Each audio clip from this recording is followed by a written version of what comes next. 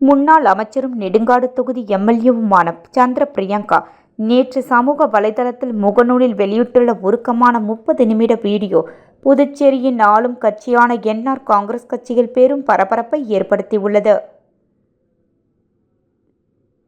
பொதுமக்களுக்கு இடையூறாக பேனர்கள் வைக்க வேண்டாம் என நீதிமன்றம் உத்தரவிட்டுள்ளது. அதனையும் மீறி ஆங்காங்கே ஒருவருக்கு ஒருவர் போட்டி போட்டுக்கொண்டு பேனர்கள் வைக்கப்பட்டு வருகிறது. கடந்த வாரம் எனக்கு கோர்ட்டிலிருந்து சம்மன் வந்தது.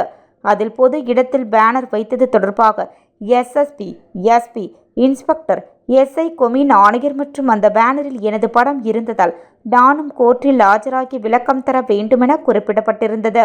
விசாரித்ததில் குடும்பம் நடத்தவே கஷ்டப்படும் ஒருவர் இவ்வளவு செலவு செய்து வழக்கு தொடர்ந்துள்ளார். விசாரித்ததில் இதற்கு பின்னால் அமைச்சர் இருக்கிறார் என்று தெரியவந்தது. நான் அமைச்சராக இருந்த போதே ஏராளமான பிரச்சனைகளை எல்லாம் பார்த்து விட்டுத்தான் இதெல்லாம் வேண்டாம், நம்மை தேர்ந்தெடுத்த மக்களுக்கு ஏதாவது நல்லது செய்வோம் என ஒதுங்கி வருகிறேன் என அவர் தெரிவித்துள்ளார். வச்சுட்டு தான் வரோம். குடும்பமா இருக்கட்டும், நம்மளுடைய சொந்த விருப்பு வெறுப்பு இதெல்லாம் தாண்டி பொலிட்டீஷியனா பப்ளிக்கு வெளியில வந்துட்டோங்கும் போது எல்லாத்துக்கும் தான் நம்ம ரெடியா இருக்கணும். ஸோ அதெல்லாம் ஓகே. பட் நம்ம கூட இருக்கிறவங்க கஷ்டப்படக்கூடாது. அது மெயினான விஷயம். ஏன்னா நம்ம ப்ரொடெக்டிவா இருக்கிறோங்கிறத தாண்டி நம்ம நம்ம கூட இருக்கிறவங்கள ப்ரொடெக்டிவா பார்த்துக்கணும். ஒரு நல்ல அரசியல்வாதிக்கு அதுதான் ஒரு நல்ல எண்ணங்கிறது ரொம்ப முக்கியம். நம்ம மினிஸ்டரா இருந்தப்ப நம்மளுக்கு எவ்வளவு பிரச்சனை எல்லாம் தந்தாங்க. அதெல்லாம் நம்ம எதையுமே வெளிக்காட்டிக்காம ரொம்ப நாசுக்கா வெளில வந்துட்டோம். இன்னைக்கும் அந்த அமைச்சர்கள் பாத்தீங்கன்னா நம்மள அவ்வளோ டார்ச்சர் பண்றாங்க. நான் யாருன்னு பேர்லாம் சொல்ல விரும்பல, எல்லாரையும் சொல்ல முடியாது. எல்லாரும் தேர் வெரி ஜெம், நம்ம எல்லாரையும் தப்பா சொல்லிட முடியாது. நான் சொல்றது ஒரு ஆளு 2 ஆளுன்னு வச்சுக்கோங்களேன். இந்த மாதிரி எல்லாம் அதாவது இதனால ஒண்ணுமே கிடையாது. நம்மளுக்கு ஒரு தேவையில்லாத ஒரு அலைச்சல், அதாவது நம்மள டார்ச்சர் பண்றாங்களாமா, அதெல்லாம் அவங்க பண்ணிக்கிட்டு இருக்காங்க. எனக்கு என்ன வருத்தமான விஷயம்னா, இதுல ஒரு எதுவுமே தெரியாத ஒரு பப்ளிக் அவங்கள பாவம் கஷ்டப்படுற ஒருத்தங்களை தேவையில்லாம இதுக்குள்ள கொண்டு வரீங்க. இப்ப நம்ம அரசியலையும் தாண்டி நார்மலா இருக்கிறதுனால பரவாயில்ல, நம்ம அவங்க சைட்ல இருந்து யோசிக்கிறோம். சரி, தே ஆர் இன்ஃப்ளூயன்ஸ்ட், அவங்களால பண்ணப்பட்டாங்க அப்படின்னு நமக்கு தெரியுது. ஒரு கோர்ட்டுக்கு வச்சு எவ்வளவு வேலை, ஒரு அமைச்சரா இருந்தா எவ்வளவு வேலை இருக்கும். அமைச்சருங்கிறது அவ்வளவு சாதாரண விஷயம் இல்லை. முதல்ல எம்எல்ஏங்கிறதே அவ்வளவு சாதாரண விஷயம் இல்லை. ஏன்னா மக்களால் தேர்ந்தெடுக்கப்படுறது. ஒரே வீட்டுல இருக்கிற ஒருத்தருக்கே பிடிக்க மாட்டேங்குது. நம்மள மக்கள் ஓட்டு போட்டு தேர்ந்தெடுக்கிறாங்க. எவ்வளவு ஒரு கஷ்டங்கள் எல்லாம் தாண்டி, தமிழ்நாடு மாதிரி கூட கிடையாது, பாண்டிச்சேரியில வீடு வீடா போய் ஒருத்தர்கிட்டையும் ஓட்டு வாங்கி அவங்கள நம்மள பிடிக்க வச்சு நம்ம செய்யற வேலைகள் பிடிச்சி எவ்வளவு கஷ்டப்பட்டு ஜெயிக்கிறோம். ஆனா வந்ததுக்கு அப்புறம் அதெல்லாம் மறந்துட்டு, நம்மளுக்கு ஓட்டு போட்ட ஜனங்களை மறந்துட்டு, ஓகே நம்மள்ட்ட எல்லாரும் கண்ட்ரோல்டா இருக்கணும், நம்ம பேச்ச மதிக்கலைன்னா அவங்கள எவ்வளோ டார்ச்சர் வேணாலும் பண்ணலாம். அவங்க எம்எல்ஏவா இருந்தாலும் சரி, யாரா இருந்தாலும் சரி, அவங்கள நம்ம டார்ச்சர் பண்ணணும். எனக்கு தெரியல இது இன்னொரு எம்எல்ஏவா ஒரு ஜென்ஸா இருந்தா அதை பண்ணுவாங்களான்னு. பட் நம்மளா இருக்கிறதுனால நம்ம கூட இருக்கிறவங்க எல்லாரையும் டார்ச்சர் பண்றது, தேவையில்லாம கேஸ் போடுறது, இதெல்லாம் ரொம்ப வருத்தமா இருக்கு. வருத்தம் தரக்கூடிய ஒரு நாகரிகமான அரசியலாவே இது இல்லை. என்ன பெருசா ஆயிர போகுது? நம்மளுக்கு ஓட்டு போட்ட ஜனங்களுக்கு, அவங்களுக்கு ஒரு பர்சனல் அட்வைஸும், நம்மளுக்கு ஓட்டு போட்ட ஜனங்களுக்கு ஏதோ ஒண்ணு பண்ணணும், ஏதோ ஒரு நல்லது பண்ணணும். கெட்டது பண்றது ரொம்ப ஈஸி, நல்லது பண்றதுதான் ரொம்ப கஷ்டம். அதெல்லாம் இந்த மாதிரி ஆளுங்கெல்லாம் அதை இனிமையாவது கொஞ்சம் திருந்தி அதை பண்ணனா, இது ஒரு அட்வைஸா பண்றேன். அது ஒரு விஷயமே கிடையாது, அதை நம்ம பார்த்துட்டு போறோம். நம்ம என்னவோ நம்ம மேல தப்பு இல்லைன்னா நம்ம அதை பண்ணிட போறோம், அது ஒண்ணுமே இல்லை. ஆனா நீங்க இதெல்லாம் ஒரு வேலையா விட்டுட்டு இது ஒரு வேலையா எடுத்து பண்றீங்கன்னா அப்ப நீங்க எவ்வளவு ஃப்ரீயா இருக்கீங்க. அப்ப மக்களை பத்தி யோசிக்காம எப்படியெல்லாம் இருக்கீங்கிறது இதுக்கு ஒரு உதாரணம். ஏன்னா அவங்க தொகுதியில போய் கேட்கும் போதுதான் தெரியும் அங்க எவ்வளவு பிரச்சனைகள் இருக்குன்னு. அதை சால்வ் பண்றதுக்கு உங்களுக்கு நேரம் இல்லை, ஆனா இதெல்லாம் பத்தி பேசுறதுக்கு உங்களுக்கு நேரம் இருக்கு. ஏன்னா ஒரு பொண்ணு வளர்ந்து கஷ்டப்பட்டு வந்துடக்கூடாது. வந்துட்டா ஐயோ அரசியலே வேண்டாமான்னு சொல்ற அளவுக்கு அவங்கள அசிங்கப்படுத்தி, அவங்கள எவ்வளோ கேவலப்படுத்த முடியுமோ கேவலப்படுத்தி, கூட இருக்கிற ஆளுங்கள்லாம் கஷ்டப்படுத்தி கொண்டுட்டு வைக்கிறீங்க. இது ஒரு அரசியல். இந்த மாதிரி அரசியல்லாம் எனக்கு என்னுடைய அப்பா கத்துக் கொடுக்கல. நம்ம யாருக்கும் நல்லது செய்யறோங்கிறத தாண்டி யாருக்கும் எந்த கெட்டதும் செஞ்சிடக்கூடாதுன்னு சொல்லி வளர்த்த மனுஷனோட பொண்ணு நான். ஸோ அதனால நம்மள வளர்ப்பு நம்ம அப்படி இருக்கிறதுனால யாரையும் கஷ்டப்படுத்தணும் அப்படின்னு தோண மாட்டேங்குது. இப்ப இந்த வீடியோ கூட எதுக்குன்னா, நம்ம பண்ணிட்டோம், நம்ம பண்றதெல்லாம் தெரியாதுங்கிற ஒரு எண்ணம் இருக்கும்ல உங்களுக்கு. நீங்க பண்றது எல்லாமே தெரியும்.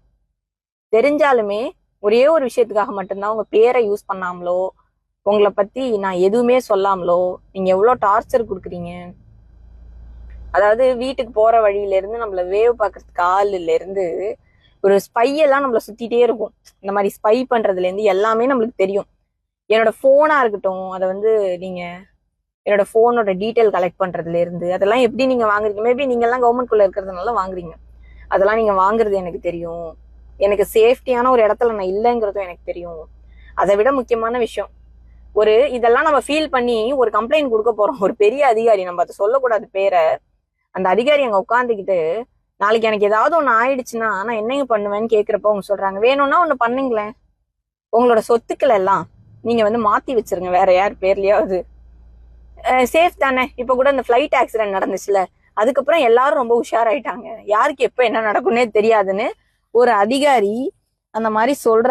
என்ன மாதிரி அவங்க இன்ஃப்ளூயன்ஸ் நீங்க பண்ணியிருந்தா ஒரு அதிகாரி இவ்வளோ ஒரு நக்கல். ஆனால் அதையும் கேட்டுக்கிட்டு நான் அப்பதான் யோசிச்சேன், ஒரு காமன் மேனுக்கெல்லாம் என்ன மாதிரி நடக்கும். நம்ம ஒரு எம்எல்ஏவா இருக்கோம், ஒரு எக்ஸ் மினிஸ்டரா இருந்திருக்கோம், ஒரு மினிஸ்டரோட பொண்ணா இருந்திருக்கோம், நமக்கே இவ்வளோ பிரச்சனைனா அப்ப அவங்க எல்லாம் எவ்வளோ மக்கள்லாம் கஷ்டப்படுவாங்க அப்படிங்கறதெல்லாம் தாண்டி தான் சர்வே ஆயிட்டு இருக்கும்.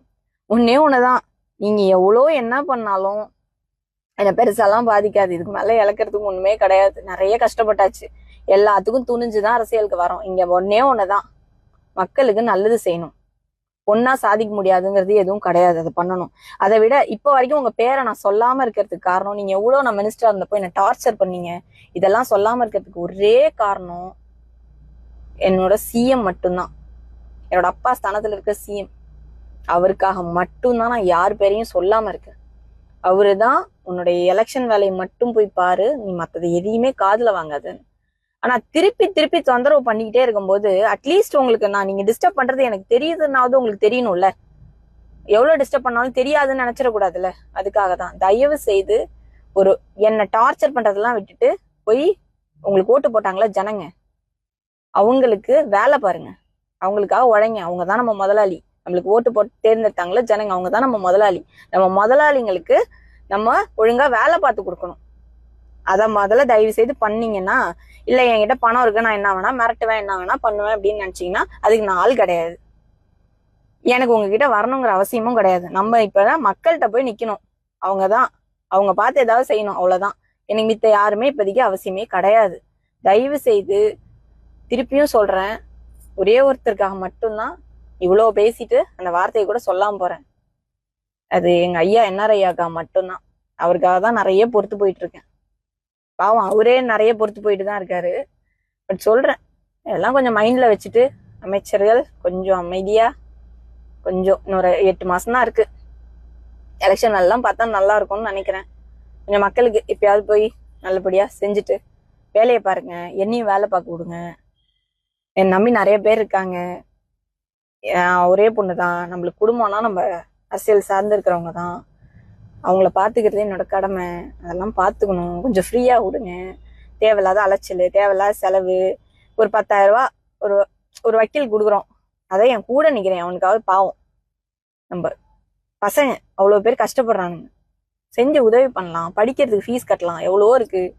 இந்த மாதிரி நல்லதா 4 விஷயம் செஞ்சா நல்லா இருக்கும்னு நினைக்கிறேன். இதுக்கு மேலேயும் நான் இப்படிதான் பண்ணுவேன்னு இருந்தீங்கன்னா, பொம்பளைங்கிறதுனாலலாம் பார்க்காதீங்க. நிறைய பேர் எல்லா தொகுதியிலையும் பொம்பளைங்க ஓட்டு அதிகம். பெண்களுக்கு நல்லாவே தெரியும். இப்ப நான் பேசும்போது கூட நிறைய லேடிஸ் கண்டுபிடிச்சிருப்பாங்க நான் யார பேசுறேன்னு. அதனால அது நல்லா இருக்காது, பாத்துக்கோங்க. அவ்வளவுதான். நீங்களும் வாழுங்க, என்னையும் வாழ விடுங்க. நன்றி.